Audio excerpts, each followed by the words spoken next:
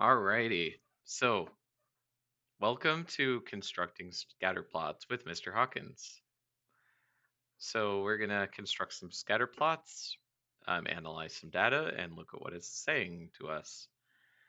So, um, okay, that works. Jared's basketball team stood at various distances from the basketball hoop and counted the number of baskets they were able to make in 30 seconds. Use the data in the table below to make a scatter plot and then answer the questions that follow.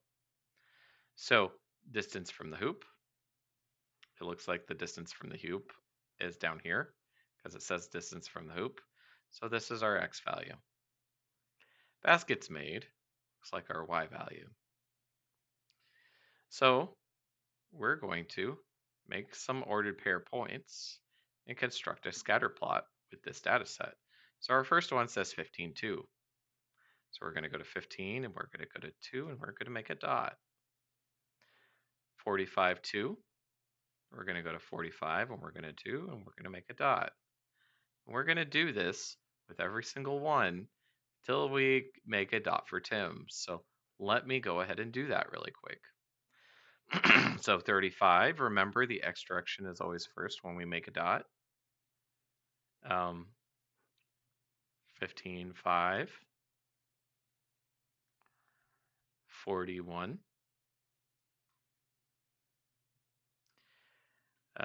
34,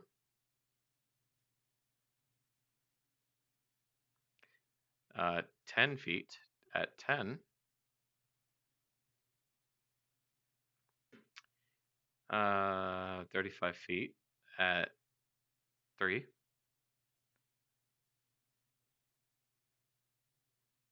10 feet at 8. So when you're doing this, just think, what do each of these dots represent?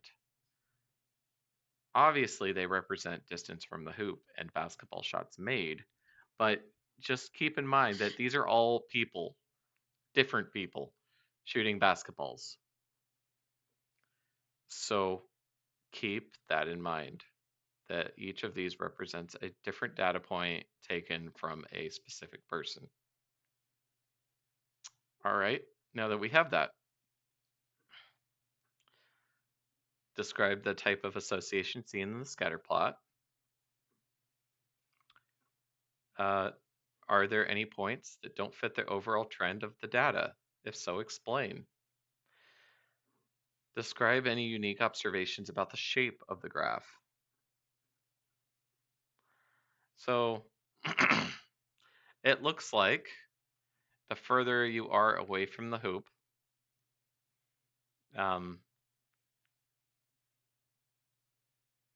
wait, did I miss Mark? I think I missed one. Yeah, I missed this one. 15 and 9. There we go. Got it. So 1, 2, 3, 4, 5, 6, 7, 8, 9, 10. 1, 2, 3, 4, 5, 6, 7, 8, 9, 10, 11. So I made an extra mark somewhere. Okay, hold on, let me check. This won't take that long.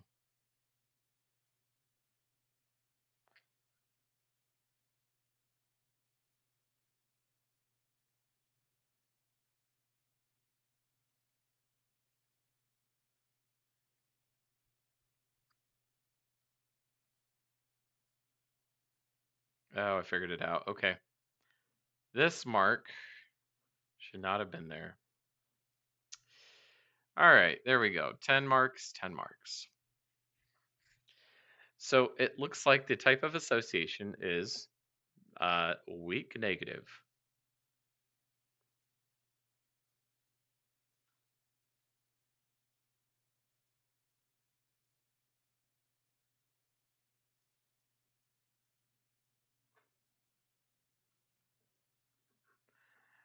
Are there any points that don't fit the overall trend of the data? So there's a word for these points that don't fit the overall trend. So it looks like the data shows us the closer you are to the basket, the easier it is to make a shot. So the trends that don't really fit the data our exhibit A right here, because this person was very, very close and they still only scored 2 shots. This is called an outlier. It's just something that doesn't really fit with the rest of your data. It's by itself. It kind of just doesn't fit. So I'm going to say, yes, that point was at 15, comma 2.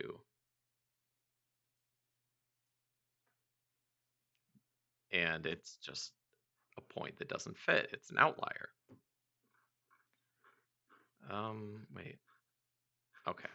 Sorry about that. Describe any unique observations about the shape of the graph. Well, there's a cluster here, there's a cluster here. It looks like a linear line, kind of. And, well, it's a negative association.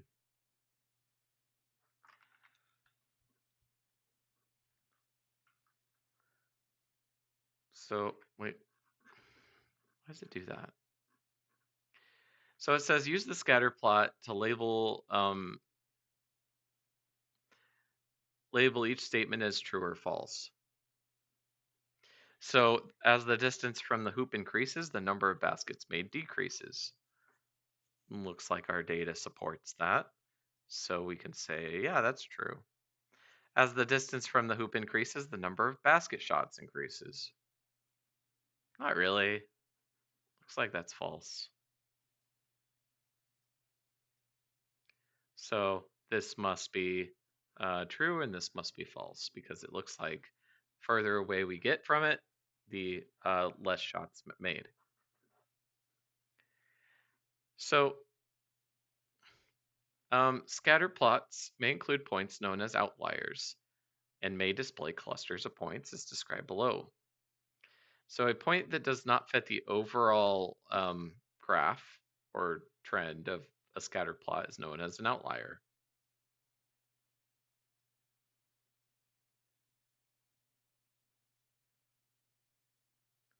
So just like up here, this fit the overall trend.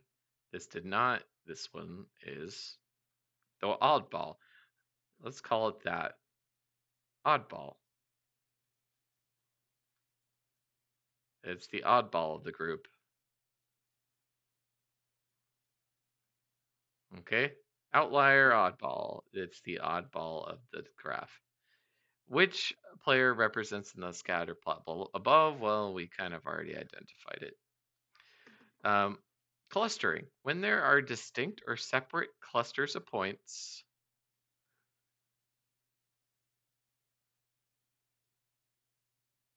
or I guess maybe you could put groups of points. Let's do that. Let's put groups.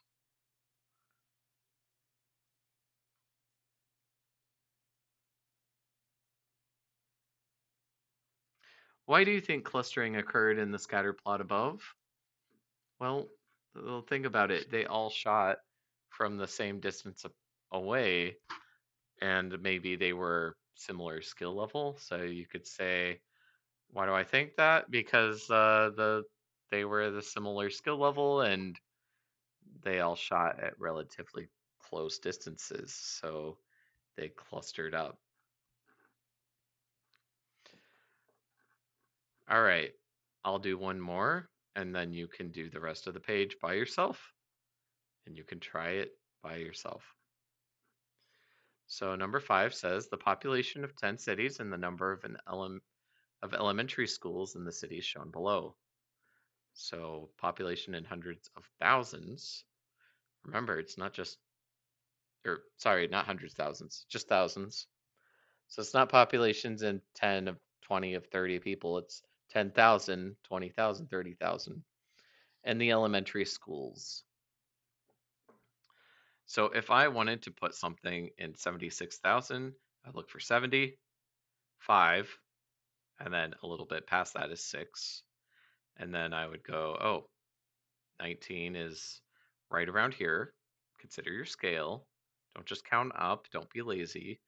Actually look. Actually look at your scale every single time. And then, you know, you can make your guess that way. Next one is 60,017, so 60,000. And then 17 would be right below 18. I'm going to put mine right about here. 35,011, so right about here. Boop. 73,000, so 7 and 3, so right about here. And 22, so 22. Okay. 51,013. So you can see kind of something start to form here. Let's finish it and see if we can find anything for sure, though. So go ahead and fill out the rest of them while I work on that as well.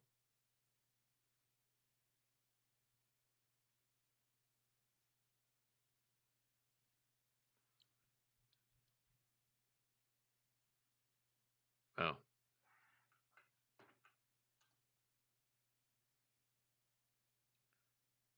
See, that's what happens if you don't pay attention. You do things wrong. And then, there you go. There's 13 and 7, 20 and 18. All right here. And 85 and 21.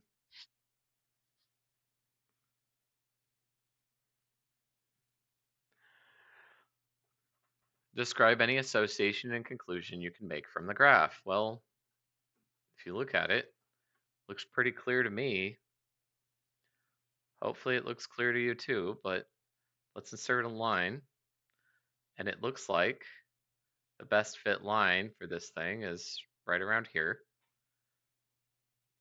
We'll talk about best fit lines in a minute, but if you were to connect all of your points to make a predicting line, this is how we would do it. We would just make our best guess for what the line might look like.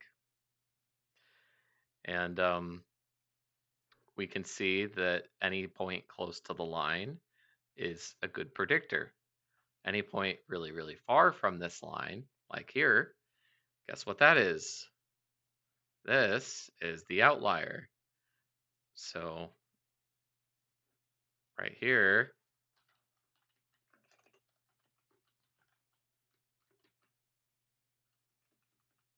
outlier. How do you spell outlier? L-I-E-R. Okay. So here's the outlier.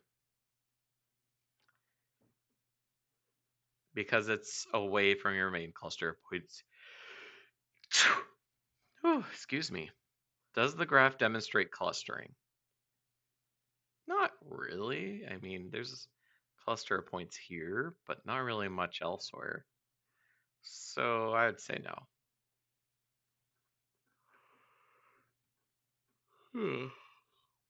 Go ahead and try this one by yourself and see how you can do. If you need help, you can always ask me in class.